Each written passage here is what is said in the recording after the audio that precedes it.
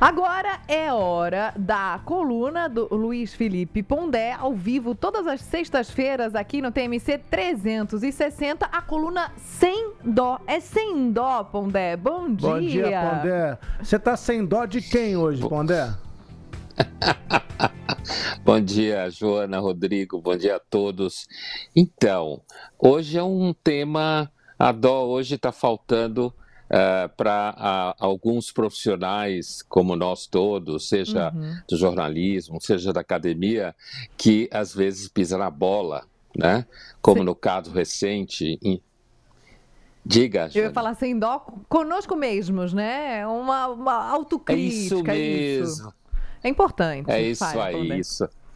Porque houve então esse vazamento e no final a BBC pediu desculpa, que haveria então feito uma edição em que o Trump, de um discurso do Trump no período anterior a ele ter o mandato agora, em que parecia que ele estava incentivando de fato a invasão do Capitólio e tal. E também teve mais um caso que foi a narrativa de um documentário que teria sido feita por um filho do integrante do Hamas sobre Gaza. Isso tudo foi apontado por um editorial do jornal Estado de São Paulo essa semana.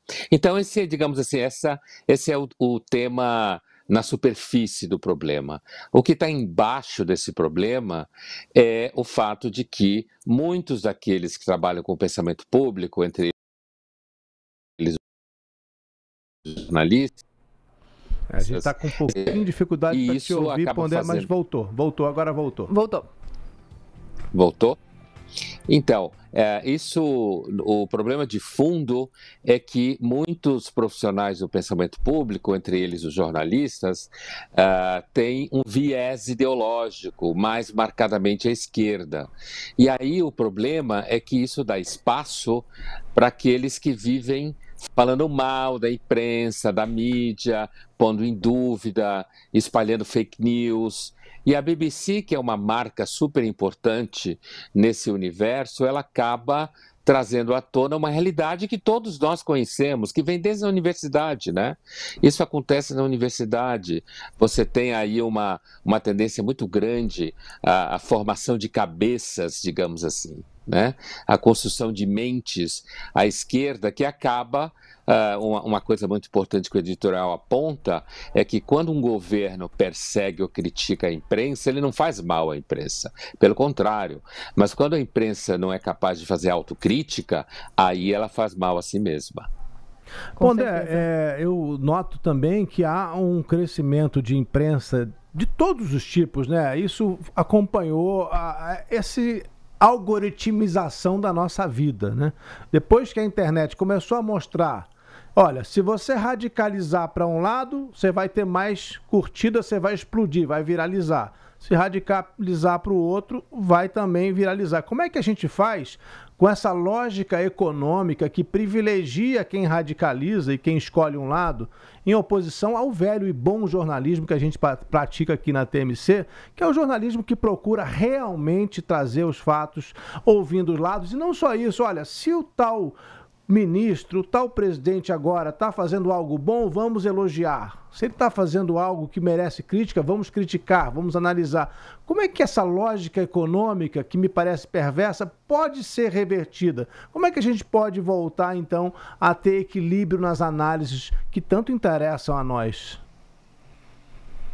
Eu acho que tem aí dois pontos que você marca bem, Rodrigo. Assim, primeiro, a imprensa profissional, né, a mídia profissional e todos que trabalham nela, tomar uma decisão de se afastar de viés à esquerda e à direita, porque hoje também tem veículos que são completamente à direita, né?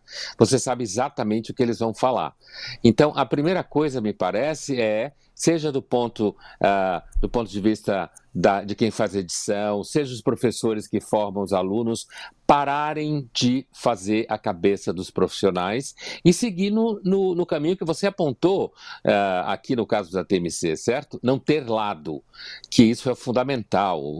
A função da imprensa não é pregar coisa nenhuma, e sim tentar compreender o que acontece na realidade. Agora, por outro lado, a questão dos algoritmos, a verdade é que essa polarização ajuda até os políticos profissionais, porque eles sabem muito bem em quem investir.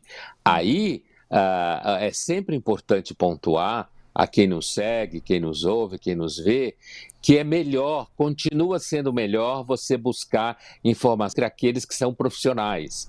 Uma vez que esses profissionais não demonstrarem viés, fica melhor ainda. Porque quando você fica dentro do seu algoritmo nas redes sociais, você vai acabar só vendo aquilo que te agrada. E aí, Rodrigo, tem um tema mais profundo, né? Que a filosofia nos ensina. Uma das coisas mais difíceis é pensar contra aquilo que nos agrada. Imagina que isso já é discutido desde o século XVII. Na filosofia. Imagina como isso é antigo.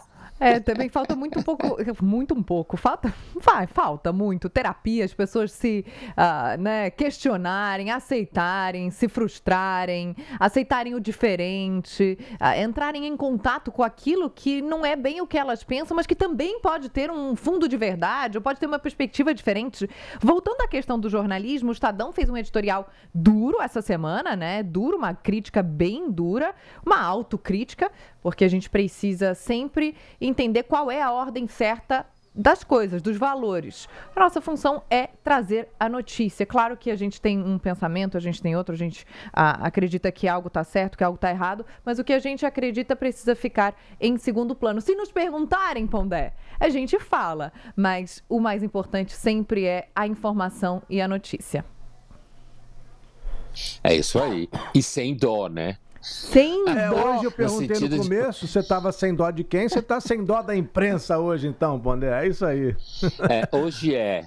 É um tema que a gente discute há muito tempo. E assim, Joana, você sabe como se falava no século XVII com relação a essa coisa que você falava, precisa fazer terapia?